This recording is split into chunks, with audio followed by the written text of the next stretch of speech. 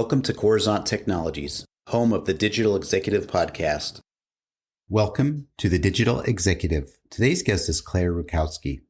Claire Rutkowski joined Bentley in 2016 from MWH, where she served as Chief Information Officer, responsible for delivering IT strategy, services, and support to 7,000 engineering professionals globally.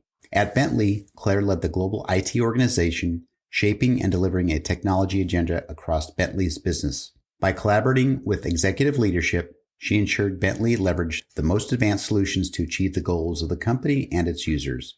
Claire recently augmented her role to include serving as the company's CIO champion, using her extensive engineering background to advocate for CXOs at engineering firms and serve as a bridge between Bentley and its engineering accounts. Claire is a project management professional and has received numerous awards, most recently the Top 80 CIOs You Should Know in 2020 and the Top 10 Most Inspiring Women Leaders in 2022. Well, good afternoon, Claire. Welcome to the show. Thanks so much. I'm happy to be here.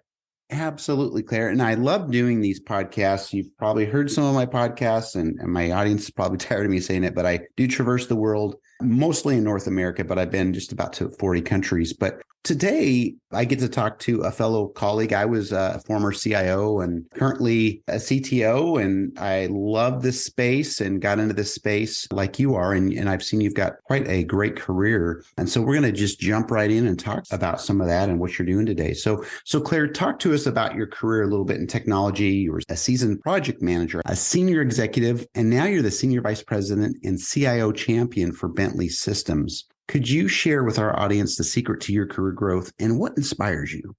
That's such a tricky question. I'm not sure there's actually much of a secret to it. I wish there was. I wish I could say that I had a clear plan and annual goals that would help me climb the corporate ladder to Chief Information Officer and now CIO champion. But that isn't how it worked for me. I actually did not really have a plan. But I did have flexibility and curiosity and a really strong desire to add value to the company, to my colleagues, to our clients. And I always, throughout my career, wanted to make changes and see things get better in whatever way was in my purview. So when I was a project manager, it was all about how do we manage projects better? Maybe we need a PMO. Let's implement one. I'll be in charge of it. But it was always about how do I add value and make things better? And that desire is what helped me pick the right assignments, which gradually increased my scope of responsibility until I ended up where I am now. But I will say wherever I was along the way, I always really enjoyed it. And I think maybe if there is a secret, that's it, right? Enjoy what you do, find ways to add value, and have the confidence to make suggestions and just go for it. And then in terms of your second part of the question, what inspires me? I think what inspires me the most is my teammates, my colleagues, and my connections across the industry. I really love helping people on a one-on-one basis through mentorship, coaching, or just being a willing ear. I like showing people things that can help make their lives easier, whether it's technology or whether it's like how to have a better meeting or how to show up a little differently. And then in a wider setting, I do enjoy finding ways to help our accounts do things more easily as well. Thank you, Claire. Appreciate that. And, your story, like many, right, resonates. Great leaders have kind of found that little, and again, it's not really a secret, but have done some things. Either they've gone above and beyond or found ways to provide more value to their customers. So I appreciate that, really do. And I know our audience really loves these stories. So Claire, switching gears, you've led quite a few large initiatives while leading large teams over your career. Could you maybe share with us what top initiative you'll be leading this year? Yeah, this is the first full year of the CIO champion role. So I actually have two initiatives this year. One is to provide thought leadership to the AEC industry on technology trends, how they might drive new revenue for their companies, which would then provide funding for digital investment.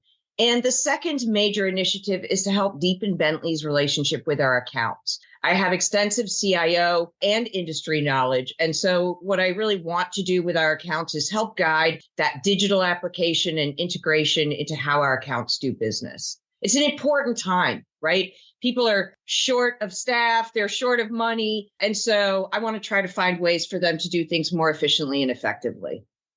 Thank you, Claire. I appreciate that. And there is always some large initiative throughout the year that we need to get done. And then, by the way, you're going to get sidetracked or sidelined a little bit because your CEO or your board wants to change it up a little bit and maybe make some adjustments to the strategic plan. So appreciate you keeping your head to the grindstone on this stuff. I know it's sometimes challenging. Claire, switching gears a little bit here, we are a technology publication platform. We focus on emerging tech, and we wanted to ask you, you're obviously leveraging some new and emerging technologies in your tech stack, but is there anything you might be able to share with our audience today? Yeah, before joining Bentley about 6 years ago, I was a Bentley customer for a very long time. And so I think I could say this from an outside in perspective, as much as a Bentley colleague.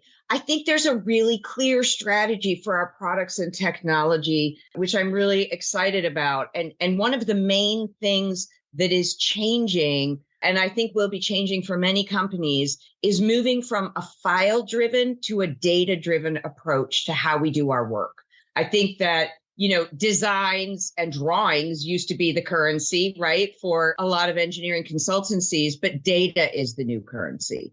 And digital design and engineering methods such as infrastructure digital twins, 3D 4D surveying, and asset lifecycle analysis are generating more data than ever before, right? And that is sparking further innovation because we can now find insights in that data. We can figure out, hey, I have all this data. I can use iTwins or digital twins as a way to access the data. It's not just, people think of digital twins and they think of it as a visual representation of an asset, but it's so much more than that. The digital twin is a way to access data and tie disparate silos of data together. And for me, our iTwin Capture, iTwin Experience, and iTwin IoT all work together to bring data to light. So for me, it's all about data. And I think it opens up very exciting opportunities for our AEC firms to mine that data and provide insights to their clients, whether it's in terms of asset design, sustainability and carbon footprint, or taking a longer view into inspection, operation, and maintenance. Thank you, Claire. And there's a lot to unpack there, obviously, as far as, you were talking specifically on the digital twin, and people do get that confused and they don't quite understand. And that's why the goal here of this podcast is to educate people on the technologies and just some of the nuances. And thank you for sharing, Claire. I really do appreciate that. And Claire, last question for you today. Can you share something from your career experience that might be helpful for those looking to grow their career in technology or leadership? Yes. One thing I am extremely passionate about that has helped me throughout my career, and I think is so important for people to do, is find mentors and sponsors. And I'm going to just really quickly describe the difference between them because I think this is really important. A mentor is someone who can help you with learning a specific skill, right? Like, you look really good at time management. Can you help me get better at that? Or you run a really good meeting. Can you help me with that? Or you have great presence. How do I do that? And I've never actually said no to anybody who's helped me. So I encourage people to find those mentors, tell them what you want to learn from them, and I am sure they will say yes. Sponsors are a little different. Sponsors, you have a closer relationship with maybe, and a sponsor will go the extra mile. They're the person who can say good things about you behind your back. And when a job opening opens up, they'll say, have you thought about Claire? Have you thought about Sarah? Have you thought about Brian for that role? So a sponsor is someone who actually has the juice, right? I'm doing air quotes, can't see me, but who has the juice to actually make things happen for you. So you want to find mentors and you want to find sponsors. It's important to remember as you go along your career journey that you never have to do it alone. There are plenty of people out there who want to help you.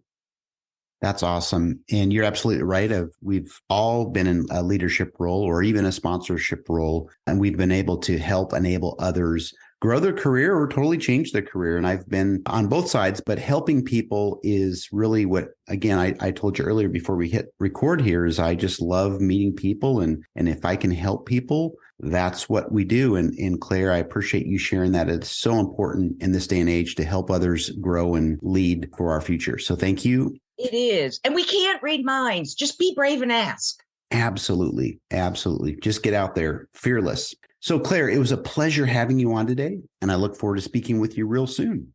Thanks so much. Bye for now.